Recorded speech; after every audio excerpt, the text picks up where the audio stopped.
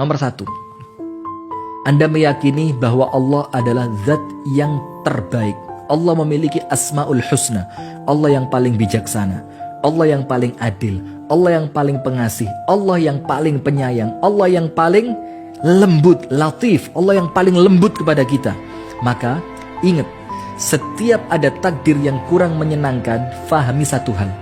Datangnya takdir yang kurang menyenangkan ini datangnya bukan dari musuh yang ingin mencelakaiku, tapi dari kekasih yang menginginkan kebaikanku. Itu yang pertama. Jadi yakin dulu takdir ini datangnya dari siapa?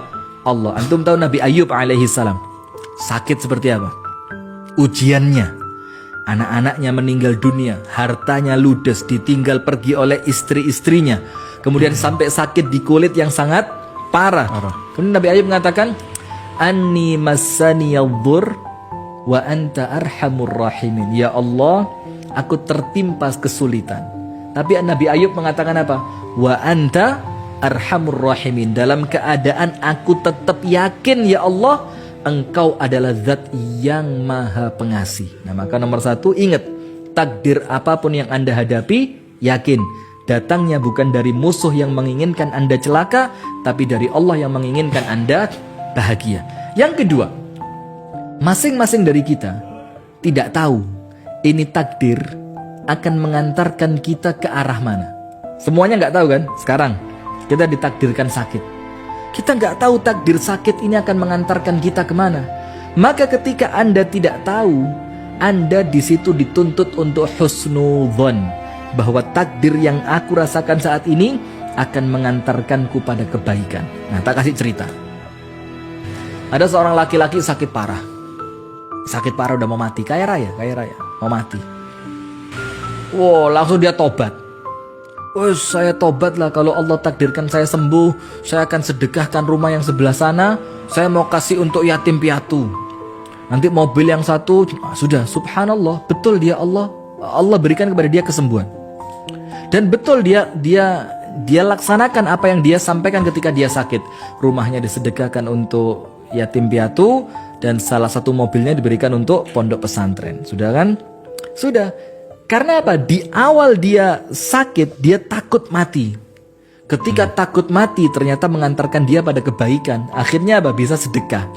Sudah. Ketika mulai hilang perasaan takut mati, ketika dia sudah mulai lupa dengan kebaikan-kebaikan sebelumnya, sehat walafiat, dia mau melakukan suatu hal yang dalam tanda kutip maksiat, di tengah jalan ditabrak truk. Mati dia. Sekarang saya mau tanya sama antum, dia mati ketika sakit yang dalam membawa kebaikan tadi, atau ternyata selamat dari penyakit yang pertama kemudian mati ditabrak truk yang kedua dalam niatan buruk? Kira-kira kalau ngerti takdirnya bakal kemana, milih mati yang pertama atau yang kedua? Yang pertama. Kalau kita ngerti takdir kita akan milih mati yang pertama. Kenapa? Kondisi baik, kondisi takut mati, kondisi husnudzon kepada Allah dalam niatan bersedekah, ya kan?